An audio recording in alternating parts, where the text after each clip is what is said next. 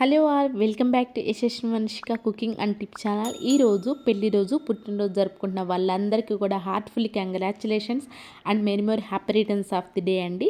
Skip చేయకుండా చూడడానికి అయితే ట్రై చేయండి. ఈ టిప్స్ తోటి మన పనులను సులువుగా చేసుకోవచ్చు, మన మనీని అయితే సేవ్ చేసుకోవచ్చు. ఏమాత్రం ఆలోచించకుండా ఫస్ట్ టిప్ని అయితే చూసేద్దామని హ్యాండ్ వాష్ చేసుకునే డెటాల్ ఉంటుంది కదా, దాన్ని అయితే ఒక ఫుల్ స్పూన్ అయితే తీసేసుకోవాలండి. దానిలోనే సాల్ట్ ఉంటుంది కదండి, సాల్ట్ని ఒక 3 స్పూన్స్ అయితే వేసేసుకున్నాను. దానిలోనే మనకి బేకింగ్ సోడా ఉంటుంది కదా, బేకింగ్ సోడా ఒక 2 స్పూన్స్ అయితే వేసుకుని నిమ్మకాయ కూడా పిండేసి హాఫ్ నిమ్మ చెక్క అయితే సరిపోతుందండి. బాగా కలిపేసుకోవాలి. స్పూన్తో కలిసిపోయిన తర్వాత కొంచెం అంటే కొంచెం వాటర్ వేసేసేయండి. మన బాత్రూంలో మగ్స్ కానివ్వండి, లేదంటే బకెట్స్ కానివ్వండి తెల్లగా ఉంటాయి కదండి, ఎక్కువసేపు రుద్దకుండా మనకి ఈజీగా మురికిపోవాలి అని అనుకుంటే ఎక్కువసేపు రుద్దాల్సిన అవసరమే లేకుండా ఏదైతే మనం తయారు చేసుకున్నామో లిక్విడ్ని, ఆ లిక్విడ్ని అప్లై చేసేసి ఒక అరగంట పాటు పక్కన పెట్టేసేసండి. ఆ తర్వాత అరగంట తర్వాత మన గ్రీన్ స్క్రబ్బర్తో కానీ లేదా స్టీల్ స్క్రబ్బర్తో కనుక క్లీన్ చేసుకున్నారనుకోండి, బకెట్స్ అనేవి చాలా నీట్గా అయితే క్లీన్ అయిపోతాయి. కొంతమందికి అయితే అడుగుని ఎక్కువ తెల్లగా ఉంటుంది కదండి, ఆ అడుగుని ఎక్కువ కనుక తెల్లగా ఉంది అని ఆ తెల్లగా ఉన్న దగ్గర కొంచెం అంటే కొంచెం హార్పిక్ కనుక వేసేసి అరగంట పాటు పక్కన పెట్టేశారు అనుకోండి, చూసారా బకెట్ చాలా నీట్గా అయితే ఎక్కువసేపు రుద్దకుండానే ఆ సోప్ మరకలు వాటర్ మరకలు లేకుండా అయితే ఉంటాయి. ఐ హోప్ టిప్ అయితే నచ్చిందని అనుకుంటున్నాను. అండ్ నెక్స్ట్ టిప్ వచ్చేసి మనం ఫ్రిడ్జ్ లోపల బటర్ పెడుతూ ఉంటాం కదండి, అయితే కొన్నిసార్లు ఏమవుతుందంటే మనం బ్రెడ్ పైన స్ప్రెడ్ చేయాలి అని అనుకుంటే మాత్రం కొంచెం గడ్డలాగా ఉంటుంది, అసలు మెల్ట్ అవ్వదు కదండి. అలాంటప్పుడు మనకి ఎంత కావాలనుకుంటే అంత మనకి కావాలి బ్రెడ్ పైన స్ప్రెడ్ చేసుకోవడానికి అనుకుంటే ఈ విధంగా టీ స్టైన్ కనుక తీసేసుకున్నామనుకోండి, మనకి బ్రెడ్ పీస్ స్ప్రెడ్ చేసుకోవడానికి ఈజీగా అయితే ఉంటుంది. ఐ హోప్ ఇది కూడా నచ్చిందని అనుకుంటున్నాను. అండ్ నెక్స్ట్ టిప్ వచ్చేసి ప్రతి ఒక్కరు ఫేస్ చేసే ప్రాబ్లం అండి ఇది. జీన్స్ ప్యాంటు కొన్నిసార్లు టైట్గా ఉంది అనుకోండి, చాలా కాస్ట్లీ పెట్టుకుంటూ ఉంటాం. అయితే ఎప్పుడైనా సరే బాగా టైట్ అయిపోయింది, ఈజీగా మనకి 1 ఇంచ్ 2 ఇంచ్ పెరగాలి అని అనుకుంటే మాత్రం కొంచెం స్ట్రాంగ్గా ఉన్నది రబ్బర్ బ్యాండ్ ఉంటుంది కదండి, ఈ రబ్బర్ బ్యాండ్ తీసుకొని ఈ విధంగా బటన్స్కి ఫస్ట్ పెట్టి ఆ తర్వాత ఏదైతే మనం హోల్లో ఉంటుందో బటన్ పెట్టుకునే హోల్ ఏదైతే దాన్ని లాగి ఇటు కనుక పెట్టేసామనుకోండి, మనకు 1 ఇంచ్ 2 ఇంచ్ ఈజీగా అయితే పెరుగుతుంది. ఎప్పుడైనా అత్యవసర పరిస్థితుల్లో ఈ టిప్ ట్రై చేయండి, మీకు ఖచ్చితంగా అయితే వర్క్ అవుతుంది. అండ్ బెల్ట్ పెట్టుకుంటాం కాబట్టి ఆ యూజ్ అంతా రబ్బర్ బ్యాండ్ పెట్టినట్లు కూడా మనకైతే అనిపిస్తుంది. టిప్ అయితే నచ్చిందనే అనుకుంటున్నాను. ప్రతి ఒక్కరికి ఈ వీడియో రీచ్ అవ్వాలి, ఇది ఖచ్చితంగా ఉపయోగపడే టిప్ కదండి. సో ప్లీజ్ మీరు లైక్ ఇవ్వండి. చూసిన మీరు ఇలా లైక్ ఇచ్చారు అనుకోండి, వేరే వాళ్ళకి ఈ వీడియో రీచ్ అవుతుంది, నాకు మోటివేషన్గా ఉంటుంది. కాబట్టి ప్లీజ్ లైక్ ఇచ్చి సపోర్ట్ చేయండి. అండ్ నెక్స్ట్ టిప్ వచ్చేసి టాల్కమ్ పౌడర్ ఉంటుంది కదా, కొంచెం అంటే కొంచెం వేసుకున్న దానిలోనే కొన్ని వాటర్ వేసేసుకొని టాల్కమ్ పౌడర్ వాటర్లో కలిసిపోయేలాగా బాగా కలిపేసుకోవాలండి. తర్వాత దీనిలోనే కర్పూరం ఉంటుంది, కర్పూరం కూడా ఈ విధంగా నలిపి అయితే వేసేసుకునండి. దీన్ని ఒక స్ప్రే బాటిల్లో కనుక పోసేసుకొని ఎప్పుడైనా సరే న్యాచురల్గా మనకి ఇల్లు అనేది రూమ్ అనేది మంచి వాసన వస్తూ ఉండాలని న్యాచురల్ పర్ఫ్యూమ్ అండి ఇది.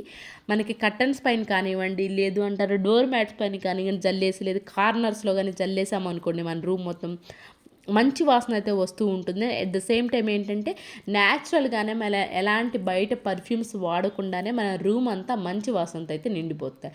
ఐ హోప్ ఇటు ఇప్పుడు ట్రై చేయండి, మీరు ఖచ్చితంగా సాటిస్ఫై అయితే అవుతారు. అండ్ ప్లీజ్ మీకు ఏది బాగా నచ్చింది అనేది కూడా కమెంట్ బాక్స్లో కమెంట్ చేయండి. అండ్ నెక్స్ట్ టిప్ వచ్చేసేసి బేకింగ్ సోడా ఉంటుంది కదండి, బేకింగ్ సోడాను ఒక పావు స్పూన్ అయితే తీసుకొని దీనిలోనే షాంపూ ఉంటుంది కదండి, షాంపూ కూడా కొంచెం వేసేసి కొన్ని వాటర్ వేసేసి షాంపూ ప్లస్ బేకింగ్ సోడా రెండు కలిసిపోయేలాగా వాటర్లో బాగా కలిపేసేసుకోవాలండి. దీన్ని ఒక స్ప్రే బాటిల్లో కనుక పోసేసుకున్నామే అనుకోండి, దేనికి ఉపయోగిస్తాం అనుకుంటున్నారా, మన కిచెన్లో ఏంటంటే ర్యాక్స్ ఉంటాయి కదా, మనం వుడ్ వర్క్ చేయించుకున్నప్పుడు ఈ ర్యాక్స్ ఏంటంటే ఆయిల్ మరకలుగా ఉంటాయి, అలాగని కొన్నిసార్లు కూర మరకలు కూడా పడుతూ ఉంటాయి. అలాంటప్పుడు ఆ ర్యాక్స్ అనేవి చూడడానికి మనకి కబోర్డ్స్ అనేవి నీట్గా ఉండవు కదండి. అలాంటప్పుడు ఈ విధంగా తయారు చేసుకున్న లిక్విడ్తో కనుక క్లీన్ చేసుకున్నామనుకోండి, మంచి షైనింగ్గా ఉంటాయండి. ఆయిల్ మరకలు లేకుండా చాలా నీట్గా అయితే క్లీన్ అయిపోతాయి, అలాంటి బ్యాడ్ స్మెల్ కూడా లేకుండా అయితే ఉంటాయి. అయితే ఒకటి మాత్రం ఇక్కడ గుర్తుపెట్టుకోవాలండి, మీ వుడ్ అనేది ఎలాంటిది కొన్ని వాటర్ ప్రూఫ్ ఉంటాయి కాబట్టి నాది ఇక్కడ వాటర్ ప్రూఫ్ కాబట్టి నేనంటే వాటర్తో క్లీన్ చేసుకున్నానండి. అది మాత్రం ఒకసారి చెక్ చేసుకొని కానీ మీరు క్లీన్ చేసుకున్నారే అనుకోండి, మన కబోర్డ్స్లోనే వుడ్ వర్క్ చేసుకున్నవి చాలా నీట్గా అయితే క్లీన్ అయిపోతాయి అండ్ షైనింగ్ కూడా. అండ్ నెక్స్ట్ టిప్ వచ్చేసి చలికాలంలో స్కూల్ షూస్ కానివ్వండి, లేదు అంటే ఇలాంటి షూస్ కనుక వాష్ వాష్ చేసామనుకుంటే త్వరగా ఆరవు కదండి, లోపల వాటర్ అనేది ఉండిపోతాయి.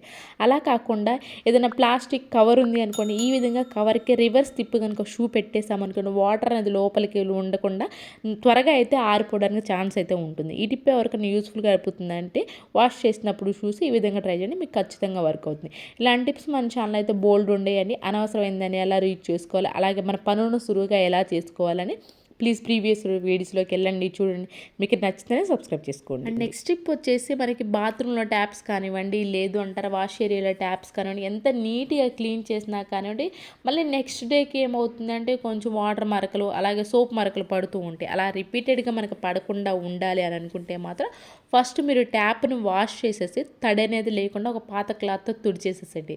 ఆ తర్వాత క్యాండిల్ ఉంటుంది కదండి, క్యాండిల్ని ఈ విధంగా మొత్తం ట్యాప్ కనుక అప్లై చేసామనుకోండి వాటర్ పోసినా కానీ చూడండి వాటర్ అనేది నిలవండి. దానివల్ల ఏంటంటే మనకి ట్యాప్ అనేది రిపీటెడ్గా మనకు వాటర్ మరకలు అలాగే సోపు మరకలు అయితే లేకుండా కొత్త దానిలాగైతే ఉంటుంది. అండ్ నెక్స్ట్ టిప్ వచ్చేసి క్యాండిల్కి సంబంధించిన సూపర్ యూజ్ఫుల్ టిప్ అండి. క్యాండిల్ కొంతమంది ఏం చేస్తారు, కరెంటు పోయినప్పుడు మామూలుగా కొంతమంది ఎల్ఈడి లైట్స్ కానీ ఛార్జింగ్ లైట్స్ కానీ ఉన్నాయి అనుకోండి అవి అయితే వాడుతూ ఉంటారు. అయితే కొంతమంది ఎవరైతే క్యాండిల్ కరెంటు పోయినప్పుడు క్యాండిల్ వాడుతున్నారో వాళ్ళకైతే ది బెస్ట్ యూస్ఫుల్ టిప్ అండి.